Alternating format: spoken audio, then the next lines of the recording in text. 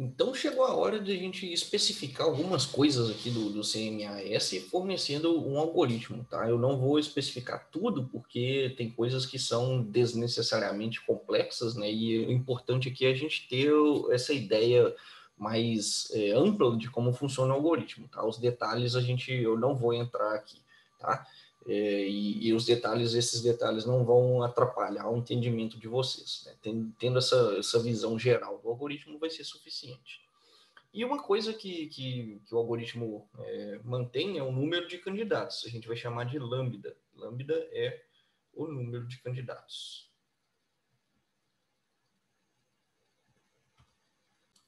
E a cada momento, né, o algoritmo mantém a média, o centroide, né, o ponto central da gaussiana, onde ele vai estar considerando no momento.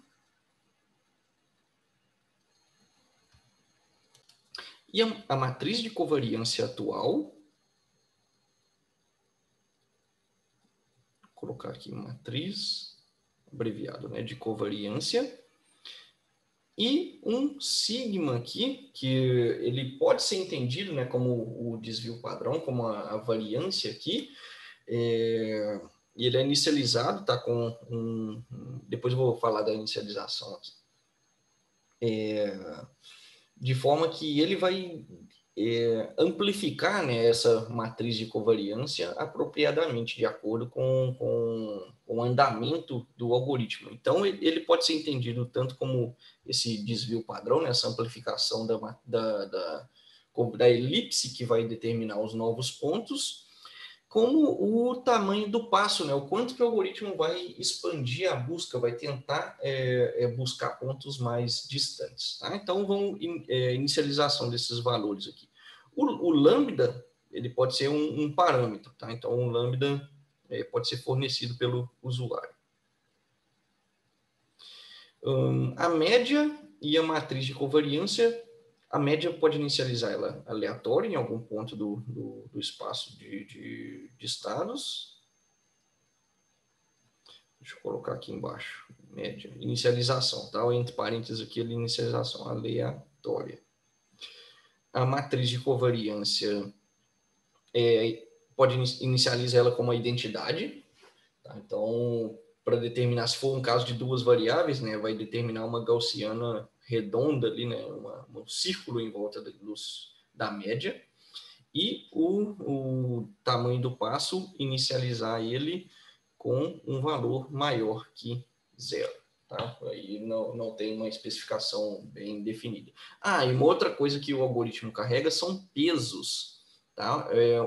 São lambda pesos. Tá? Então, pesos é como se são números de 1, peso W1 até W lambda.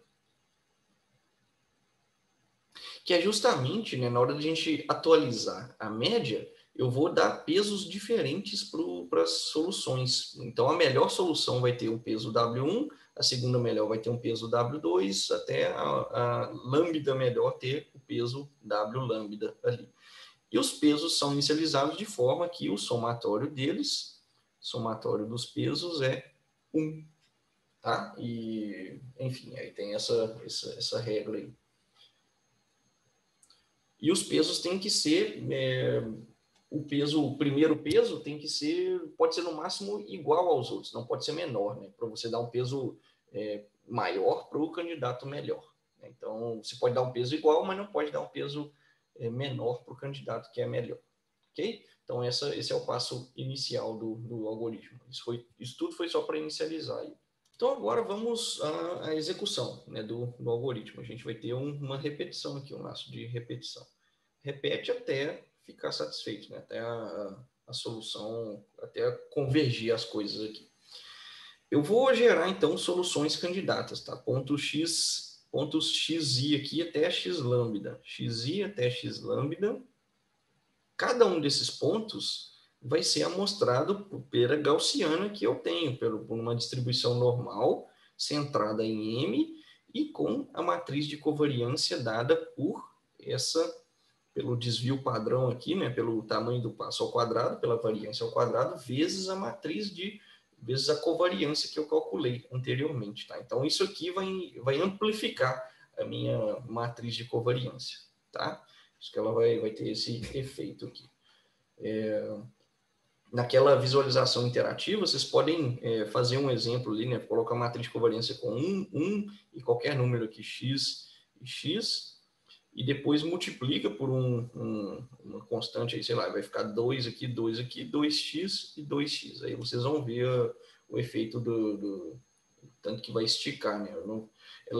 Como vai continuar com a mesma direção, né? E ela vai, no caso, se ela tiver assim, e se ela estava assim antes, ela vai ficar assim, né? Vai amplificar, ou seja, quanto maior, né, o tamanho do passo aqui, mais ampla vai ser a minha gaussiana, onde eu vou gerar os novos pontos, tá? E isso aqui, né, outra forma de escrever isso que eu coloquei aqui, é que esses pontos vão ser mostrados centrados na média, mais uma perturbação aqui dada por esse tamanho de passo aqui, vezes uma normal com média zero. Eu vou adicionar um ruído aqui, né? E com essa matriz de covariância. Então, os pontos vão ser todos centrados na média e eu vou adicionar um ruído, que é o sigma vezes uma distribuição normal, aqui, um ruído gaussiano, tá? Essas duas aqui são equivalentes.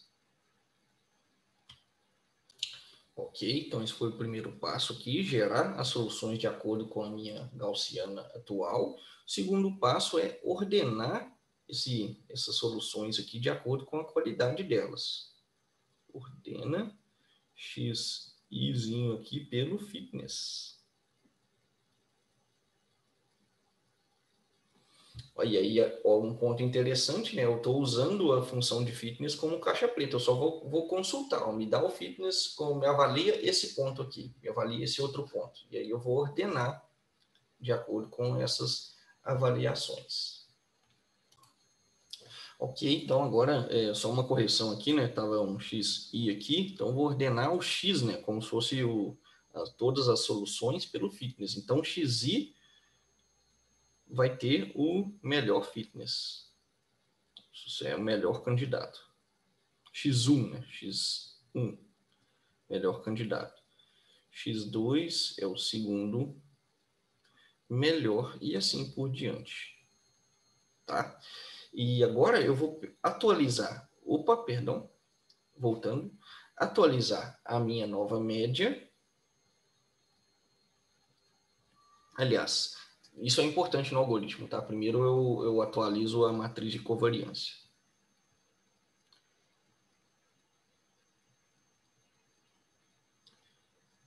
C é igual a matriz de covariância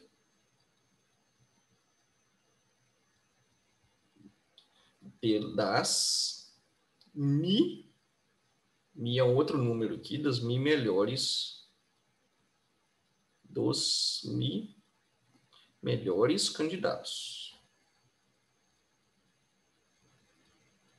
Então, mi é mais um parâmetro aqui, né? Eu esqueci de colocar, então deixa eu colocar aqui. Mi é número de melhores candidatos. E é uma entrada do algoritmo também. Então, peguei a matriz de covariância e agora eu vou atualizar a média. Ok, então a nova média vai receber a média mesmo, né? 1 sobre mi, né, das mi melhores soluções, somatório de igual... Ah, não, aqui não tem 1 sobre mi por causa dos pesos. Somatório de igual até mi do peso wi vezes o x izinho ali. Se todos os pesos fossem iguais, e aqui lembrando, né, que a soma dos pesos dá 1, né? Então seria exatamente o 1 sobre mi aqui, né, nessa continha ali, tá? Mas os pesos podem ser diferentes entre si, ok? Então essa conta aqui no final, a soma dos pesos vai dar 1, Então, essa aqui é uma média ponderada, tá? Eu estou deslocando a média mais em direção ao ponto que for melhor, ok? Então, tem essa característica aí. E agora, esse passo eu vou deixar subespecificado de propósito, porque eu sou desleixado e essa parte é complicada mesmo. É a atualização do fator de dispersão, tá? Do tamanho do passo ali, que é como se fosse a força de mutação, né, do meu algoritmo. Vou só especificar aqui, atualiza o que eu tinha antes. E eu vou só falar aqui, né, verbalmente mesmo, qual o critério para atualizar, né? A ideia é o seguinte: se eu estou vendo que as soluções estão chegando, estão se afastando menos uma das outras, eu vou diminuir isso aqui. Mas se eu estou vendo que as soluções, as melhores soluções, né, as melhores soluções ainda estão muito longe umas das outras, eu vou crescer esse sigma aqui justamente para aumentar a minha capacidade de buscar soluções, né? Então, esse ajuste aqui é como se fosse a taxa de aprendizado ali do gradiente descendente, é o tanto que eu vou saltar no meu espaço de estados aqui, né? No caso, saltar é abrir a elipse soltando pontos mais distantes, se eu aumentar isso, e fechar a elipse soltando pontos mais próximos, se eu diminuir. Okay? Então, essa é a descrição do algoritmo CMA-ES. Né? Tem aqueles passos, então. A gente gera pontos, ordena eles pelo fitness, atualiza a covariância, a matriz de covariância, atualiza a média e a dispersão. Então, esses 3 passos aqui é para gerar uma nova gaussiana, né, na iteração seguinte, né, com as características amostradas dos melhores pontos da iteração anterior. Então, está aí a descrição do algoritmo.